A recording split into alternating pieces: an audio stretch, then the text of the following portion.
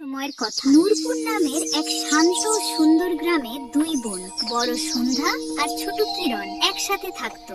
দুজনের মধ্যে অনেক গভীর ভালোবাসা ছিল আর তাদের সম্পর্কটা ছিল খুবই স্পেশাল। এক সোনালী সকালে যখন উঠোনে হালকা রোদ ছড়িয়ে পড়ছিল, সন্ধ্যা ভালোবেসে কিরণকে ডাক দিল আর ধীরে ধীরে বলতে লাগলো, আয়াত আমার পুতুল, ঘরের কলসিতে খড় এক ফোঁটা জলও অবশিষ্ট নেই। আমি উনুনে রুটি সেকছি আর ঘরের বাকি কাজগুলোও সারতে হবে। তুই এক কাজ করো, তাড়াতাড়ি ঘাটে গিয়ে জল নিয়ে আয়, যাতে আমি ততক্ষণে তোর জন্য গরম গরম খাবার তৈরি করে রাখতে পারি। ঠিক আছে আপি, আমি এখনই গিয়ে কাছের নদী থেকে জল নিয়ে আসছি। তুমি এমনিতেও সকাল থেকে কাজ করতে করতে হাঁপিয়ে গেছো, রান্না করে একটু বিশ্রাম নিয়ে নিও। আরে না না, আমার একটা কথা কান খুলে শুনে নে। ঘাট থেকে জল আনবি আর ভুল করেও ওই নীল নদীর দিকে যাবি না। আমি তোকে 1000 বার বুঝিয়েছি যে গ্রামের কোনো মেয়ে ওই অভিশপ্ত নদীতে যায় না। আজ পর্যন্ত যে মেয়ে বা মহিলাই ওই নদীর পাড়ে গেছে সে আর কখনো ফিরে আসেনি। তুই আমার এই সাবধান বাণী এত তাড়াতাড়ি ভুলে যাস কি করে? শুধু এই কথাটা মাথায় গেঁথে নে, ওই নদীর রাস্তায় যেন তোর পা না পড়ে। সোজা ঘাটে যাবি আর জল নিয়ে ফিরে আসবি। কিন্তু আপি, আসলে ওই অভিশপ্ত নদীর এমন কি রহস্য আছে যে তুমি সব সময় আমাকে ভয় দেখাতে থাকো? আজ পর্যন্ত তুমি আমাকে খুলে কিছুই বলনি। আমারও তো জানা উচিত যে এর পেছনে সত্যিটা কি। আমি কোনো কারণ ছাড়া কিভাবে মেনে নেব যে এত সুন্দর দেখতে একটা নদী অভিশপ্ত হতে পারে? এই কথা বলে আয়াত কলসি নিয়ে ঘাটের দিকে বেরিয়ে পড়ে। আয়াত কলসি নিয়ে ঘাটে পৌঁছায়, কিন্তু সেখানকার দৃশ্য দেখে তার ঘাম ছুটে যায়। হ্যাঁ, আমি তো ওই নীল নদী থেকেও জল আনতে পারি, কিন্তু আপি তো আমাকে কসম দিয়েছিল আমি যেন ওখানে না যাই। এমনিতেও আমি এই ভূত প্রেত আর অভিশপ্ত নদীর কথায় বিশ্বাস করি না। আমি কেন একটা নদীকে ভয় পাবো? এত রোদে ঘন্টার পর ঘন্টা অপেক্ষা করার চেয়ে ভালো হলো আমি তাড়াতাড়ি ওই নদী থেকে জল ভরে নিই আর বাড়ি পৌঁছে যাই। নিজের আপির তেষ্টা মেটানোর তাড়াহুড়োতে আয়াত তার আপির সব সাবধান বাণীকে উপেক্ষা করে ওই রহস্যময় অভিশপ্ত নদীর দিকে চলতে শুরু করে। নদীর পাড়ে পৌঁছাতেই আয়াত থমকে যায়। সেখানকার শান্তি আর নীল পরিষ্কার জলের সৌন্দর্য তাকে মুগ্ধ করে দেয়। আরে বাহ, এখানে তো কত সুন্দর সবুজ গাছপালা, রং বেরঙের ফুল ফুটে আছে, আর এই নদীটা কত শান্ত আর সুন্দর। এত সুন্দর জায়গা অভিশপ্ত কিভাবে হতে পারে? আমি তো এখানে প্রথমবার এসেছি, আর আমার তো এই জায়গাটা একেবারে স্বর্গের মতো লাগছে। মনে হচ্ছে আপি অকারণে ভয় পায় আর আমাকেও বোকা বানাচ্ছিল। এই বলে আয়াত যে কলসি জলে ডোবায়, হঠাৎ শান্ত জলে একটা ভয়ানক ঘূর্ণি তৈরি হয়। জলের ঢেউ উথাল পাথাল করতে শুরু করে, আর সেই ঢেউ চিরে এক অত্যন্ত সুন্দরী জলপরী প্রকট হয়। তাকে দেখে আয়াতের হাত থেকে কলসি ছিটকে পড়ে যায় আর সে ঘাবড়ে গিয়ে পিছিয়ে আসে। ওরে বাপরে, এ কে? কে তুমি? আর তুমি এই জলের ভেতর থেকে কিভাবে বেরোলে? আমি যা দেখছি তা কি সত্যি, নাকি রোদের কারণে আমার চোখের ভুল? কোনো মানুষ জলের ভেতর থেকে এভাবে কিভাবে বেরোতে পারে? কে তুমি, আর আমার কাছে কি চাও? ভয় পেও না মেয়ে, শান্ত হও। আমি তোমার কোনো ক্ষতি করতে আসিনি। আমি কোনো মানুষ নই, বরং একজন জলপরী যে যুগ যুগ ধরে এই নদীর গভীরে থাকে। তোমার আমাকে দেখে এত ঘাবড়ানোর একেবারেই কোনো দরকার নেই। আচ্ছা, তার মানে তুমি একজন জলপরী। আমি তো আজ পর্যন্ত শুধু গল্পেই জলপরীদের কথা শুনেছি। আমার তো নিজের চোখের উপরেই বিশ্বাস হচ্ছে না।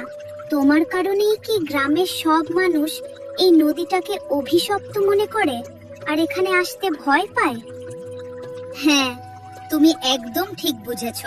অনেক বছর আগে একজন নিষ্ঠুর জেলে আমাকে ধোঁকা দিয়ে তার জালে ফাঁসিয়ে নিয়েছিল।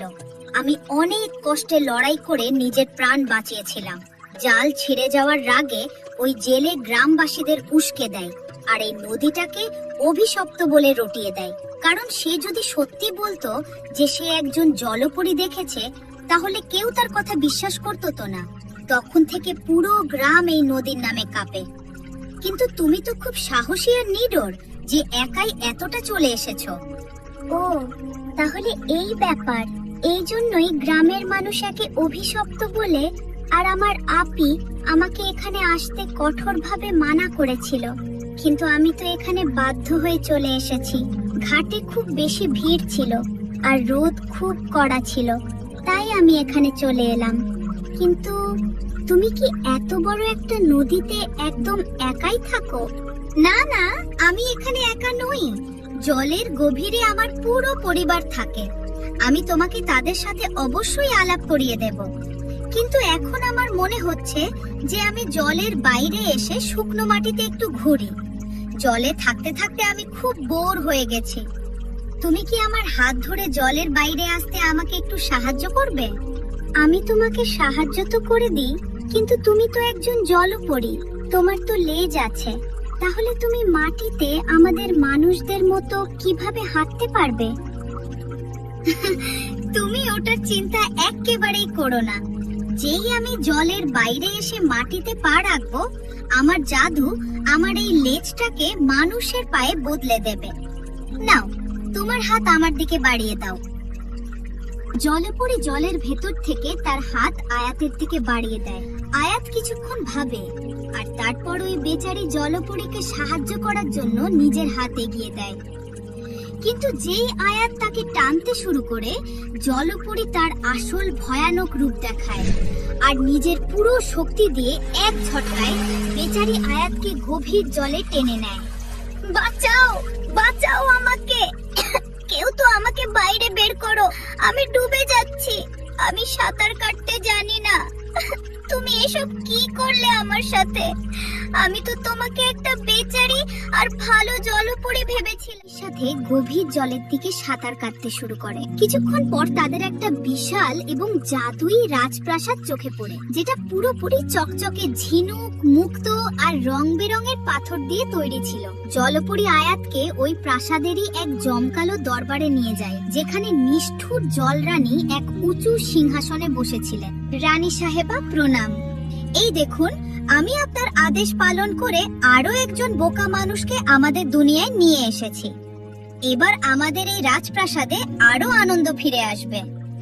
খুব দারুণ কাজ করেছো তুমি। তুমি সবসময় আমার আদেশের এভাবেই পালন করো। তো এই হলো সেই নতুন মানুষ জলপরী। মেয়ে, কি নাম তোমার? আর কেমন লাগলো তোমার আমাদের এই সুন্দর দুনিয়াটা? ভালো করে দেখে নাও, কারণ এবার তোমার পুরো জীবন এখানেই কাটতে চলেছে। রানী সাহেবা, আমার নাম আয়াত। আমি তো শুধু আমার আপির জন্য জল নিতে এসেছিলাম। এই দুষ্টু জলপরী আমাকে সহজ সরল ভেবে ধোঁকা দিয়েছে আর আমার সাথে ছলনা করে আমাকে জলপরী বানিয়ে দিয়েছে। আমার সাথে অনেক বড় অন্যায় হয়েছে। রানী সাহেবা, এখন শুধু আপনিই আমাকে এই জাদু থেকে মুক্ত করতে পারেন। আমার উপর দয়া করুন আর আমাকে ফিরে যেতে দিন। আমার আপি বাড়িতে একা আছে আর ও আমার অপেক্ষা করছে। মনে হচ্ছে আয়াত, তুমি এখনো ভোরের মধ্যে বেঁচে আছো। এই জল সাম্রাজ্যে একটা পাতাও আমার ইচ্ছে ছাড়া নড়ে না। একটু নিজের নজর ঘুরিয়ে নিজের আশেপাশে দেখো। তুমি কি এই যে মন খারাপ করে থাকা জলপরীদের দেখতে পাচ্ছো? এরা সবাইও তোমারই মতো কোনো এক সময় মানুষ ছিল। এখন এই গভীরতাই এদের বাড়ি। এরা সবাই চাইলেও ফিরে নিজেদের বাড়ি যেতে পারবে না। তুমিও এখন আর কোনো মানুষ নও, বরং আমার গোলাম জলপরী। যত তাড়াতাড়ি এই সত্যিটাকে মেনে নেবে, তোমার জন্য ততটাই ভালো হবে। আচ্ছা, তার মানে আমার আপি একদম সত্যি কথা বলছিল। এই নদী সত্যি সত্যি অভিশপ্ত। এই জন্যই এতগুলো মহিলা এত বছর ধরে এখান থেকে গায়েব হয়ে গেছে আর কখনো ফিরে আসেনি। কিন্তু রানী সাহেবা, আপনারা এতগুলো নির্দোষ মানুষকে কেন এভাবে জলপরী বানিয়ে বন্দি করে রাখেন? চুপ কর, বেশি মুখে মুখে তর্ক করিস না, কারণ এটা আমাদের রানী সাহেবার আদেশ, আর তিনি যা বলবেন সেটাই এই জলের ভেতর হয়। তোকে ওনার সব আদেশ কোনো প্রশ্ন না করেই মেনে চলতে হবে। এবার আর একটাও প্রশ্ন করবি না, না হলে রানীর রাগ বেড়ে যেতে পারে। তাই নিজের মুখ বন্ধ রাখ। এই কথা শুনে বেচারি আয়াত পুরোপুরি ভেঙে পড়ে। তার চোখ থেকে কান্নার জল বইতে শুরু করে, যা নদীর জলে মিশে যায়। সেই অচেনা, ঠান্ডা আর জাদুই দুনিয়াতে নিজেকে বন্দি দেখে সে অনেক ভয় পেয়ে যায় আর শুধু নিজের আপিকে মনে করে ফুপিয়ে কাঁদতে থাকে। ওদিকে গ্রামে ধীরে ধীরে সূর্য ডুবতে শুরু করে আর আকাশে সন্ধ্যার লাল আভা ছড়িয়ে পড়ে। দেবদারু কাঠের ওই খাঁ খাঁ করা বাড়িতে বড় বোন জোয়া অধৈর্য হয়ে তার ছোট বোন আয়াতের অপেক্ষা করছিল। সে বাড়ির উঠোনে অস্থিরভাবে পায়চারি করতে করতে নিজেকেই বলতে থাকে, আরে এত দেরি হয়ে গেল আর অন্ধকার নামতে শুরু করেছে। আয়াত এখনো কেন ফিরলো না? জল আনতে কি এত দেরি লাগে নাকি? আমার তো ভয় খারাপ অবস্থা। ও কোনো বিপদে পড়েনি তো? না, আমি আর অপেক্ষা করতে পারছি না। আমাকে নিজেই ওকে খুঁজতে যেতে হবে। এই কথা বলে জোয়া এক মুহূর্ত নষ্ট না করে বাড়ি থেকে ঘাটের দিকে ছুটে যায়। ঘাটে পৌঁছে জোয়া দেখে যে সেখানে একদম পিন পতন নীরবতা, আর আয়াত সেখানে নেই। তখনই তার নজর ঘাটের পাশে বসে থাকা গ্রামের এক বৃদ্ধা খালার ওপর পড়ে। জোয়া দৌড়ে খালার কাছে যায়। আরে খালা, তুমি কি আমার ছোট বোন আয়াতকে দেখেছো? ও সকালেই জল নিতে ঘাটে এসেছিল, কিন্তু এখন তো সন্ধ্যা গড়িয়ে গেছে আর ও এখনো ফেরেনি। আমার তো ভয়ে প্রাণ শুকিয়ে যাচ্ছে খালা, কিছু তো বলো। ও, এখনো আয়াত বাড়ি পৌঁছায়নি? আমি ওকে সকালে ঘাটে দেখেছিলাম। এখানে ভিড় ছিল, তাই ও ঘাটের বদলে ওই অলক্ষণে আর অভিশপ্ত নদীর রাস্তার দিকে যাচ্ছিল। আমি ভাবলাম ডাক দিই, কিন্তু ও অনেকটা দূরে চলে গিয়েছিল। আমার মনে হলো ও তো বুদ্ধিমতী, ওখানে যাবে না, তাই আমি আর বেশি খেয়াল করিনি। মা, তুমিও ওদিকে যেও না, কে জানে কি বিপদ হয়ে যায়। কি বললে? আয়াত ওই অভিশপ্ত নদীর দিকে গিয়েছিল? হায় খোদা, আমার মেয়েটা ওখানে কেন গেল? খালা, আমি যদি ওকে খুঁজতে না যাই তাহলে কে যাবে? আমার তো পুরো দুনিয়াই ও। আমাকে সাহস করে ওখানে যেতেই হবে। আমি যাচ্ছি খালা। আমি যদি না ফিরি তাহলে গ্রামের লোকদের জানিয়ে দিও। এই কথা বলে জোয়া খালার সাবধান বাণী কানে না তুলে ওই ভয়ানক নদীর দিকে ছুটে যায়। রাতের অন্ধকার ওই নদীর পাড়কে আরো বেশি ভয়ানক করে তুলেছিল। জোয়া নদীর পাড়ে ছুটে ছুটে নিজের বোনের নাম ধরে ডাকতে শুরু করে। জোয়া ক্লান্ত হয়ে মাটিতে বসে পড়ে আর কাঁদতে শুরু করে। তখনই নদীর গভীর জলের ভেতর থেকে আয়াত, যে এখন একজন জলপরী হয়ে গিয়েছিল, জলের ভেতর থেকে কাঁদতে কাঁদতে বলে, আপি, আমি এখানে এই জলের গভীরে বন্দি আছি। দয়া করে জলের ভেতর ভালো করে দেখো, আমি তোমাকে ঠিক দেখতে পাবো। হায় খোদা, আমি এই জল থেকে বাইরে আসতে পারছি না কেন? আমাকে আমার আপির কাছে যেতে হবে। আয়াত জলের ভেতর থেকে নিজেকে বাইরে বের করার চেষ্টা করে, কিন্তু জল সাম্রাজ্যের জাদুকরি কবচের কারণে বাইরে আসতে পারে না। তখনই ওই দুষ্টু জলপরী তার কাছে এসে বলে, লক্ষবার চেষ্টা করে নাও, কিন্তু তুমি 3 দিন পর্যন্ত এই জল থেকে বাইরে বেরোতে পারবে না। জল রাজ্যের এই জাদুকরি কবচ তোমার মতো নতুন জলপরীকে বাইরে যেতে দেবে না। তোমার এই ছটফট করা একদম বেকার। নতুন জলপরী 3 দিন পর্যন্ত নিজের সীমানা পার করতে পারে না। এটা রানী সাহেবার কঠোর নিয়ম। এটা শুনে আয়াত হতাশ হয়ে কাঁদতে শুরু করে। ওদিকে পাড়ে বসে থাকা জোয়া তার বোনের অস্তিত্ব অনুভব করতে পারে, আর সে মনে মনে বলে, আমার এমন কেন মনে হচ্ছে যে আমার বোন এখানেই আশেপাশে কোথাও আছে। আমাদের রক্তের সম্পর্ক। নিশ্চয়ই এই অভিশপ্ত নদী আমার বোনকে গিলে খেয়েছে। কিন্তু আমি হার মানব না। এখন এই বিপদের সমাধান শুধুমাত্র জঙ্গলের ফকির বাবাই দিতে পারবেন। জোয়া সাথে সাথে জঙ্গলের দিকে রওনা দেয়।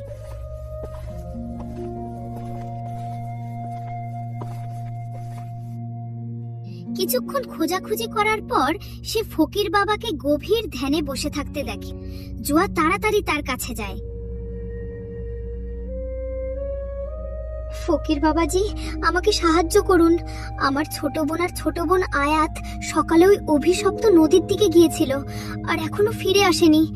আমার ভয় হচ্ছে যে ওই অলক্ষণে নদী আমার বোনকে গিলে খেয়েছে। এবার আপনিই আপনার শক্তি দিয়ে খুঁজে বের করুন যে আমার বোন কোথায়। মা, তুমি ঠিকই ধরেছ।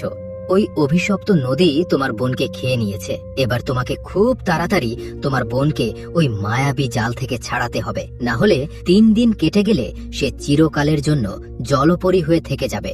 হায় খোদা, এ কেমন সর্বনাশ হয়ে গেল। বাবা, এবার আপনিই কোনো উপায় বলে দিন। আমি আমার বোনকে ওই অভিশপ্ত নদী থেকে ছাড়াতে চাই। আপনি শুধু পথ দেখান, আমি আমার বোনের জন্য সবকিছু করতে রাজি আছি।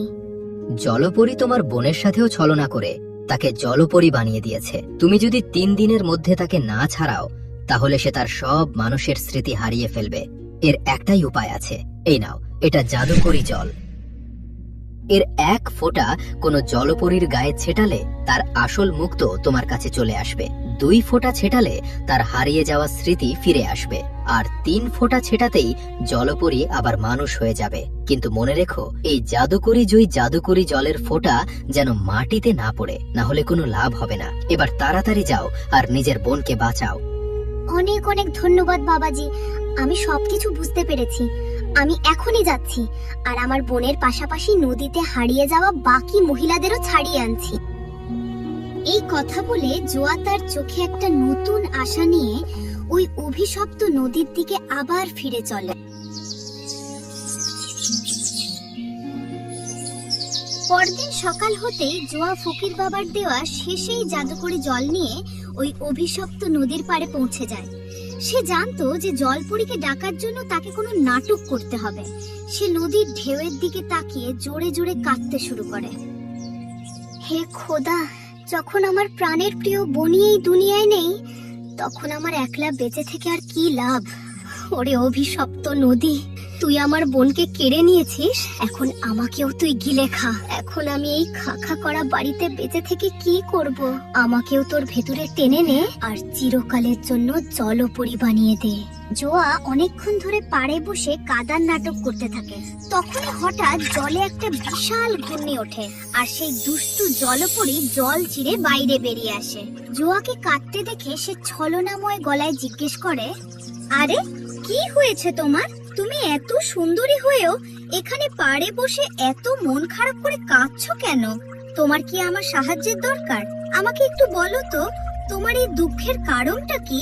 আমার ছোট বোন আয়াত বাড়ি থেকে হারিয়ে গেছে।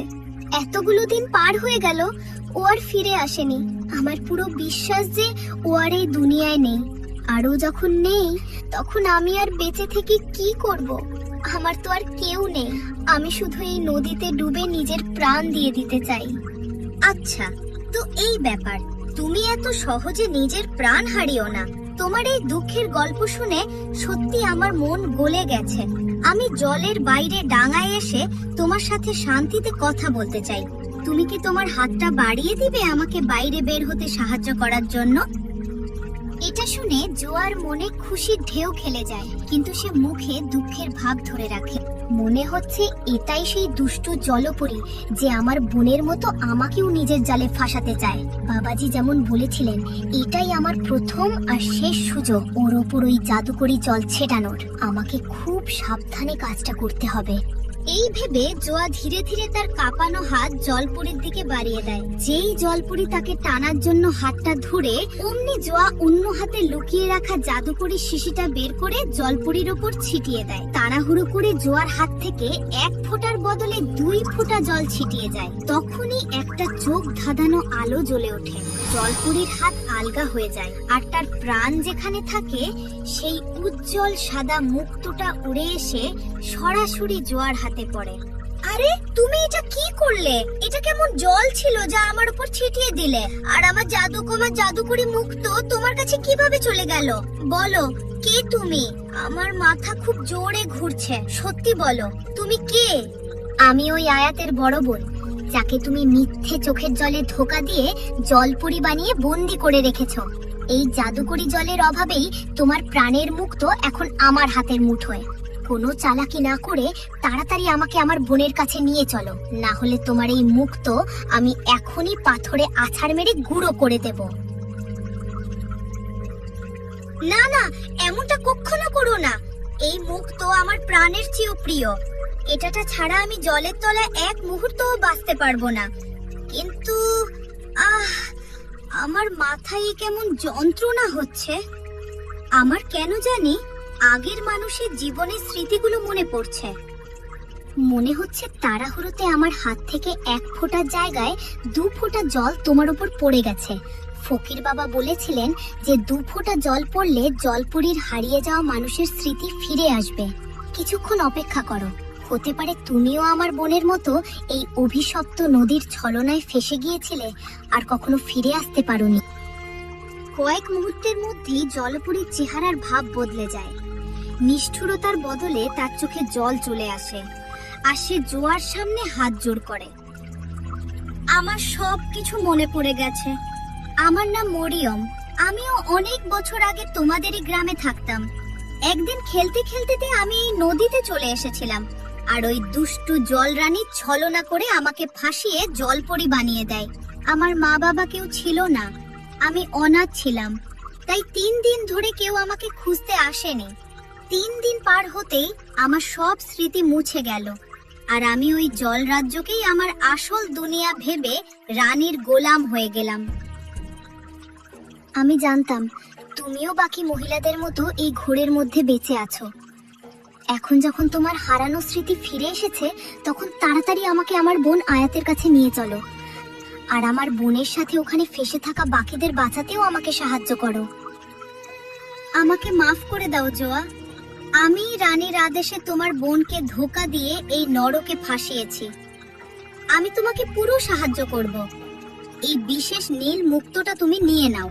এটা কাছে থাকলে কোনো মানুষ কিছু সময়ের জন্য জলপরি হয়ে জল রাজ্যে শ্বাস নিতে পারে, কিন্তু মনে রেখো তোমার কাছেও ওখান থেকে বের হওয়ার জন্য মাত্র 3 দিন সময় থাকবে।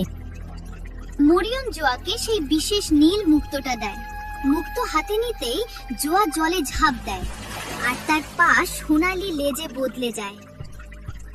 মরিয়ম তাকে মাইলের পর মাইল গভীর জলে অবস্থিত সেই জাদুকরি প্রাসাদে নিয়ে যায়। শোনো জোয়া, তোমাকে খুব সাবধানে রানীর শয়নকক্ষে গিয়ে ওনার সেই বিশেষ বড় সাদা মুক্তটা চুরি করতে হবে। যদি তুমি ওই মুক্তটা জোগাড় করতে পারো তাহলে রানী তোমার সব কথা মানবে, কিন্তু যদি তুমি ধরা পড়ে যাও তাহলে রানী তোমাকে সারা জীবনের জন্য এখানে বন্দি করে ফেলবে। তুমি আমার চিন্তা করো না মরিয়ম, আমি আমার বোনের জন্য আগুনের ওপর দিয়েও হেঁটে যেতে পারি। আমাকে তাড়াতাড়ি ওনার কক্ষ পর্যন্ত নিয়ে চলো। মরিয়ম তাকে লুকিয়ে লুকিয়ে রানীর শয়নকক্ষের বাইরে নিয়ে যায় আর দূর থেকে ইশারা করে, ওই দেখো ঝিনুক দিয়ে তৈরি ওই বিশাল সিন্ধুকে রানীর সেই বিশেষ মুক্তটা রাখা আছে। যাও তাড়াতাড়ি ওটা চুরি করে নাও, ততক্ষণ আমি বাইরে দাঁড়িয়ে পাহারা দিচ্ছি। জোয়া পা টিপে টিপে শয়নকক্ষের ভেতরে যায়।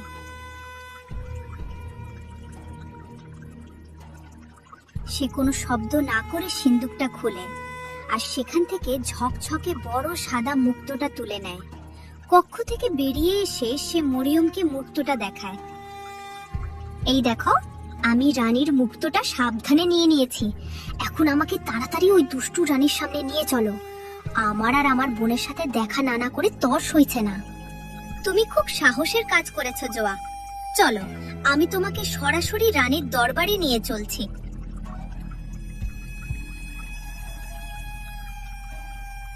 মরিয়ম জোয়াকে নিয়ে জলরানীর দরবারে পৌঁছায়।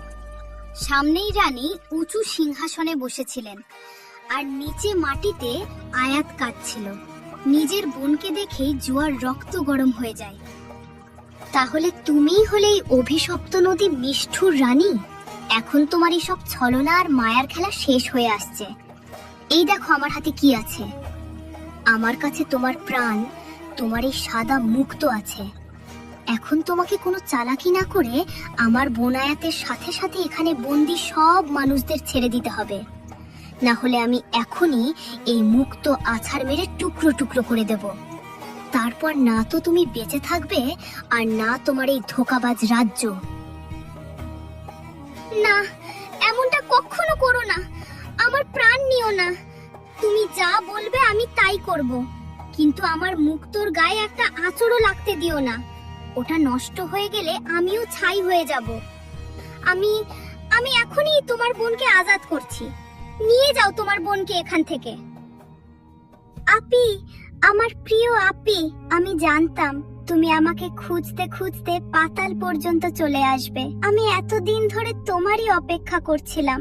খোদার শুকরিয়া, তুমি আমাকে বাঁচাতে চলে এলে। হ্যাঁ আমার বাচ্চা, আমি তোকে ছাড়া এক মুহূর্তও বাঁচতে পারি না। আর রানী সাহেবা, কথা শুধু আমার বোনের নয়, আমি আমার বোনের সাথে সাথে এখানে জলপরী হয়ে থাকা সব মানুষদের নিয়ে যেতে এসেছি। তাড়াতাড়ি এদের মুক্ত করো, আর আমার কাছেই ওয়াদা করো যে আজকের পর তুমি কখনো কোনো মানুষের সাথে ছলনা করবে না আর কাউকে জলপরী বানিয়ে বন্দি করবে না। না হলে তুমি যদি এমনটা করো, আমি যে কোনো সময় এসে এই জাদুকরি জল দিয়ে তোমার প্রাণ কেড়ে নেব। যেমনটা তুমি বললে আমি রাজি, কিন্তু আমাকে আর আমার মুক্তকে ছেড়ে দাও। আমি তোমার কাছে পাকা ওয়াদা করছি, আজকের পর আমি আর কোনো মানুষকে বন্দি করব না। আয়াত, মরিয়ম আর বাকি সবাই, আমাকে মাফ করে দাও। আমি তোমাদের মতো ভালো মানুষদের নিজের বন্দি করে রেখে খুব বড় ভুল করে ফেলেছি। এখন আপনারা সবাই আজাদ। আপনারা এই যে জল রাজ্য থেকে ফিরে যেতে পারেন। রানী হার মানতেই জোয়া সেই জাদুকরের শিশির বাকি জলটুকু সব জলপরীর উপর ছিটিয়ে দেয়। জল পড়তেই একটা আলো জ্বলে ওঠে আর সব জলপরীর লেজ গায়েব হয়ে যায়। তারা আবার নিজেদের মানুষের রূপ ফিরে পায়। জোয়ার সাহসে সব মেয়েরা জল চিরে নদীর পাড়ে ফিরে আসে। খোলা বাতাসে শ্বাস নিতেই সবার মুখে এক নতুন জীবনের আলো ফুটে ওঠে। জোয়া, তোমাকে অনেক অনেক ধন্যবাদ। আজ যদি তুমি নিজের প্রাণের ঝুঁকি নিয়ে এই সাহস না দেখাতে, তাহলে আমি কখনো জানতেই পারতাম না যে আমিও এই দুষ্টু রানের শিকার হয়েছিলাম। তুমি আমার হারিয়ে যাওয়া জীবন ফিরিয়ে দিয়ে আমার উপর অনেক বড় উপকার করেছো। আর শুধু আমিই নই, তুমি রুবিনা, রুকসার আর ইয়াসমিনকেও এক নতুন জীবন দিলে। হ্যাঁ আপি, তুমি দুনিয়ার সব থেকে ভালো আর সাহসী আপি। আমার মনের ভেতর পুরো বিশ্বাস ছিল যে তুমি আমাকে বাঁচাতে নিশ্চয়ই আসবে, আর তোমার কারণেই আজ এই সব মহিলারাও নিজের পরিবার ফিরে পেল। হ্যাঁ, আয়াত একদম ঠিক বলছে। জোয়া, আমরা তোমাকে মন থেকে ধন্যবাদ জানাচ্ছি। যদি তুমি দেবদূত হয়ে না আসতে, তাহলে আমাদের পুরো জীবন এই জলের তলায় জলপরি হয়ে দম বন্ধ হয়ে কাটতো। আমরা কখনো ফিরে নিজেদের বাড়ির সূর্যও দেখতে পেতাম না। খোদা তোমার আর তোমার বোনের সব সময় ভালো করুক। তোমার কারণে এখন আমরা আমাদের ছেলে মেয়ে আর পরিবারের সাথে দেখা করতে পারবো। আরে না না, এতে ধন্যবাদের কোনো কথা নেই। নিজের বোন আর গ্রামবাসীদের রক্ষা করা তো আমার কর্তব্য ছিল। এখন আপনারা এই অভিশপ্ত নদীর কবল থেকে চিরকালের জন্য মুক্ত হয়ে গেছেন, আর এখন থেকে কোনো মানুষ ওই রানীর শিকার হবে না। আপনাদের সাথে এই পুরো গ্রাম এখন সুরক্ষিত। এখন আপনারা তাড়াতাড়ি নিজেদের বাড়িতে যান। অনেক বছর ধরে আপনাদের বাড়ির লোক দরজায় আপনাদের জন্য পথ চেয়ে বসে আছে। এটা শুনে তিনজন মহিলাই কাঁদতে কাঁদতে আর জোয়াকে দোয়া দিতে দিতে নিজেদের বাড়ির দিকে দৌড়ে চলে যায়। পারে শুধু জোয়া, আয়াত আর মরিয়ম থেকে যায়। আয়াত, আমাকে মাফ করে দাও। আমি জলরানীর কালো জাদুর বশবর্তী হয়ে তোমার সাথে এত বড় ধোঁকা দিয়েছি। যদি পারো তবে তোমার এই অভাগী বোনকে মাফ করে দিও। আমি জ্ঞান তোমাকে জলের তলায় টেনে নিইনি। আরে কোনো ব্যাপার না মরিয়ম, আমি এখন সব জানি।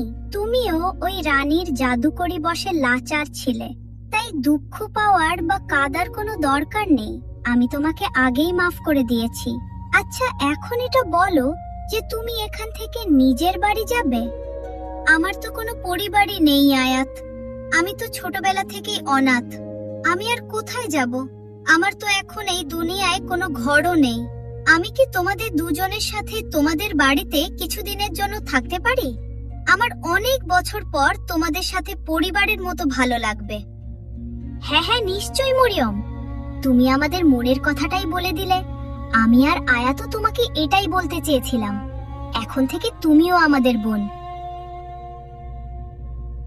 এটা শুনে মরিয়মের মুখে অনেক বছর পর একটা সত্যি হাসি ফুটে ওঠে। আয়াতও তাকে জড়িয়ে ধরে, আর তারপর তিন বোন একে অপরের হাত ধরে হাসতে হাসতে নিজেদের সেই কাঠের বাড়ির দিকে চলতে শুরু করে।